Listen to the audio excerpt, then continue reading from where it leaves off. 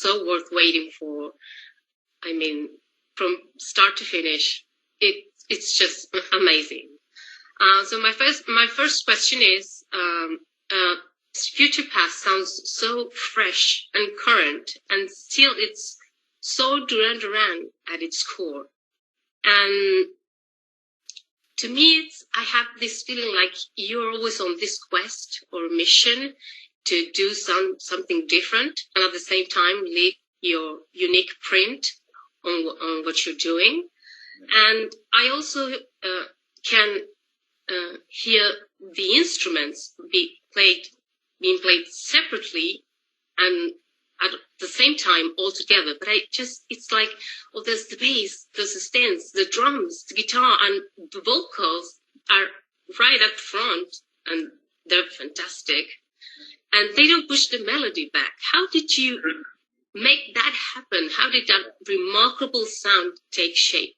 I think for me, I have to credit Errol Alkan.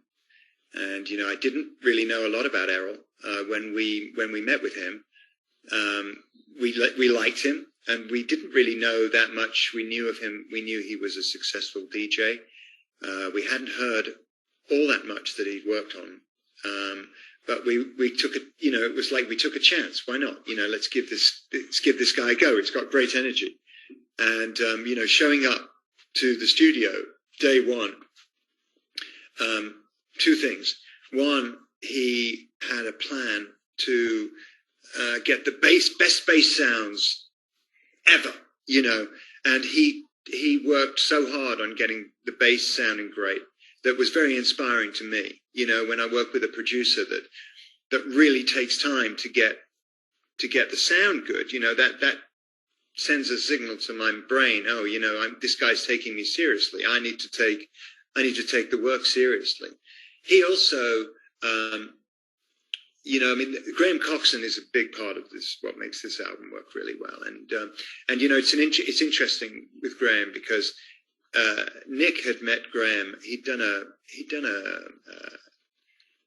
panel at a London store talking about a ball with thing. Yeah. And he came back from meeting Graham and said, I just met Graham Coxon from Blur. He's really, really nice, really sweet. I asked him if he'd like to work with us one day, and and that was kind of filed away. And then, I don't know, six months later, Errol comes along and says, by the way, what do you guys think about working with Graham Coxon? And I said, well, it's funny you mentioned that. And, Nick met him recently. He said, well, he's my neighbor. We're really close. I think we should, so the first day we were in the studio, we had Graham and Errol, and they were the two collaborators that I feel really gave form and inspiration to the album as a whole. And that was a long time ago. That's almost 3 years ago now. Yeah. The evolution of the songs, and oh my God, it takes a long, long time. But the beginning, it's all about the beginning and the energy that goes down in that first period, where it's all about sketching out possible ideas for songs, and that there is excitement and that there's energy. And, almost all the songs on the album, I can track the genesis of those songs to that first couple of months. And then once we've got this, we have a big pile of ideas, and every idea has the potential to be great. You just don't know. It doesn't have a title, or it has a working title, but it doesn't have a lyric. It doesn't have, it might not even have a full shape. You might have a verse and not a chorus, or a chorus and not a verse. And, and then we go into like a second phase of development, which is where we take each individual idea and try to turn that and make that idea bigger, so that you've got something that is just like a groove idea with a vocal hook. And you're like, yeah, okay, well, what if we had another part to this? And this is how we work, and we just build. And then we've got all of these works in progress, and they're not even songs yet. They're just they're just bits of music, and then maybe after 6 months or even longer, Simon will come in and say, I think I know what I want that one to be about, and, but, I live in California. So to some extent that controls the way that we work, because we come together, we work for a few weeks, and then we take a break for a few weeks, and then we come back together, work for a few weeks, and then we take a break. So, that's one of the reasons why, it takes us so long. But the thing is that, like, we're four guys. We've known each other a long, long time, Now, I don't know if you have any sisters or brothers, but, like, that when you get together with your family, it's, like, really good fun. Really good fun. And then you're like, I've got to go now. At a certain point, you just want to go. That's exactly, yeah. And you've really got to preserve that moment, those times where it's special, because, if you're around too long, then, somebody says something that pisses you off, and, somebody triggers you with something else. And, so we have to really protect that positive energy, that, it's, cause it's not always there, to get that album, to get to that finished album, it takes a lot of, it's like mining, when you go to like Fabi, when we go mining for gold, when we go coal mining, you're getting all this crap. Oh, we found a little bit of gold here. We've got to, and all that crap that you're going through, you're processing just to find that little bit, there's a lot of processing crap.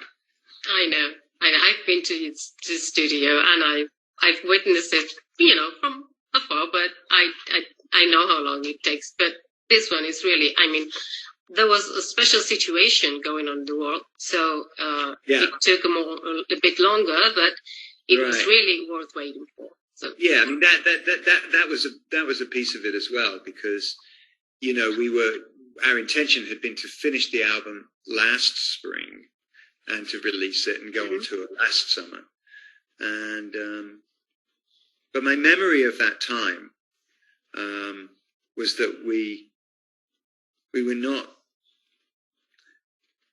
we were on a schedule, but we were all over the place, and taking that break, really helped us focus. It really, I think it really helped the album. I think the album's a lot better for the break that we took when we went into lockdown. Oh, that's great. Well, can you tell me about the anniversary video? Do you have a highlight of that shooting? Well, personal highlight? I really loved the kids that were playing us, and I really loved, and about 2 hours before we were due to start filming them, I thought, I wonder whether they know how to play. Yeah, I saw the documentary. I saw you teaching him. And I was like, and I started with the guy that was playing me. I was like, do you know how to play bass? And he's like, no. Okay, all right. I was like, well, okay, you don't need to do that much. But you look, and it was really fun, like getting them, watching them kind of come together and find the role that they each played. That was a trip. When we were filming, the scene, the main scene where the band are performing, and we're in the audience watching it. And everywhere you looked, there was somebody recognizable. I really enjoyed my scene with Daniel Craig in the Aston Martin, and he was so sweet, the actor that was playing him, and he really had the cold blue steel look of Daniel Craig. Yeah. But he came from Cirencester in the West Country, and he spoke like this. So, like, he'd say to me, "Oh, it's a lovely car, this, isn't it, Fabi? It's so lovely. I'll never have a car like this because it's too expensive." And then I'd look around, and there he was. It was really good fun. It was a really good fun video shoot. And he kind of looked exactly like Daniel Craig from one angle, but from the other, he didn't look like him at all. Well, they all had best sides. Yeah. And when they were going to start rolling film, the assistant director would say, "Okay, lookalikes, best sides." Yeah. Or whatever was there, and they all knew which was the side that they were most lookalike. It was a lot of fun. Yeah. Yeah, I saw you training him, and at the beginning it was all technical, like put your hands here, do this, do that, and by the end it was like, well, you're really having fun up there, and your attention is more on that girl who's looking at you, so you're happy, you're gonna get late tonight, and that was so much fun. And he really did copy your moves very well, I have to say. He must have studied how you moved. It was really fun to watch. It was amazing, such an amazing video. Whenever I go back to England, I'm going to that castle. Oh my God. Oh yeah. Yeah. So going back to Future Past, for people who know your catalog well, there are many Easter eggs or winks to your history as a band, not just anniversary sounding a bit like Wild Boys or All the Hits, but for example, on Beautiful Lies, in the lyrics, when I hear all that I am feeling is more than paradise, always in my dreaming it tastes like cherry ice. That paradise, cherry ice, that took me straight to Rio. And then on Falling, when I started listening to Falling, I heard all these effects from, I just thought, well, wait, that's Planet Earth. No, wait, that's the shore. Now, it's friends of mine, and it's like, it's all of them together on that song. So was this something that you aimed for, that you did on purpose, or did it just happen? Not really. I mean, we're constantly sorting through whatever ideas that we have. Is it a new idea? Is it an old idea? Is it an old sound that we want to make sound new? Is it a new sound that we want to make old? I mean, particularly keyboard sounds. Nick tends to, he's still got, he uses as his primary keyboards. He's still using a Jupiter, which is the keyboard he was using, on Rio, and that's his go-to keyboard, and he likes using effects like the flanges and phases from that era. Now, sometimes it'll be like, well, maybe we want to go for something a little bit more contemporary, or not, or we might come up with it just depends. I mean, there are so many tools in the toolbox. There's so many. I mean, musical tools, studio tools. I mean, Jesus, you can have any sound, any synthesizer, any drum sound. I mean, the possibilities are endless. And, mostly it's like an editing mind that you have to have, and you have to be able to say enough, or no, or we've got it, because there are so many possibilities. I mean, I think that most of the album, I feel that it's a little bit more referential. Although I don't know that we set out to do that. Anniversary definitely was one of the only times I can remember where we would say, oh my God, it sounds so much like something from The Reflex or something from Wild Boys. And let's leave it like that, because this is a song that's celebrating, our 40 years of music making. So if we have, because the subject of the song, it seemed like that seemed to give us permission to really quote ourselves directly, where in a way we would not have normally done, Yeah.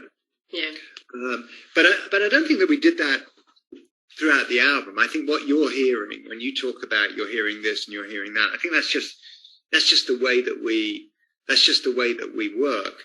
I do think, though, that, say, compared to some other albums, say Red Carpet Massacre, for instance, where really we were working in almost exclusively digital terrain. And we kind of gave ourselves over to this kind of Timbaland makeover, and that album, which we did with Timbaland and Nate Hills, who was Tim's, sort of co-producer, where really we let all the sounds, bass sounds, drum sounds, keyboard sounds, all come out of this world, this sound world that was the Timbaland sound world. But, people would listen to that and they're like, I can't hear you, John. I can't hear you, Nick. I think on this album, again, back to what I said about Errol at the beginning, he's like, I want to hear John Taylor. I want to hear John Taylor's bass sound. I want to hear Nick Rhodes's sound. I want to hear Roger Taylor, and that, because for him, as a fan of the band, because he was a fan of the band as a kid, and what he got off on as a kid. I mean, Mark was like that. Mark Ronson, he was a fan of the individuals. I mean, the thing about Duran is that our best records, I think you really hear the instrumentation. You really hear when Nick is playing with John and playing with Roger and Andy or Warren or whatever. You really get that sense of, individual musicians, in a way that is it's almost like prog. It's like prog pop. I mean, pop today, most pop, that we're going to hear on a Spotify playlist of contemporary pop, you're not going to hear musicians. You're just going to hear a singer and a whole bunch of programmed data. Yeah, exactly. So I think I feel proud of this album in that, at a time where it's quite challenging to bring out, what distinguishes Roger Taylor from every other drummer on the planet, and what distinguishes John Taylor from every other bass player on the planet, and that's what it goes back to what made Duran Duran interesting in the first place. Okay, so I'm going to go to a bit that I have about Argentina and Duran Duran. Yeah. I'm going to show you some things. Let me know if you knew about this. I'm going to try to do it really quick. Due to the military government that the regime we had from the mid-70s until late 83, and the conflict that both our countries had, music sung in English was banned from radios. So when you were like Duran Mania around the world, we didn't even know you existed. It was back in 84 with this album, Arena. Yeah. That you showed up in Argentina. And there were 3 singles for radios from this album, this live album, for the radios to play. So Duran Mania started here with Arena and Wild Boys. Yeah. And all your 3 albums, the previous one, came up like right after that. So we didn't have MTV or anything like that. Did you know about that? No, I didn't.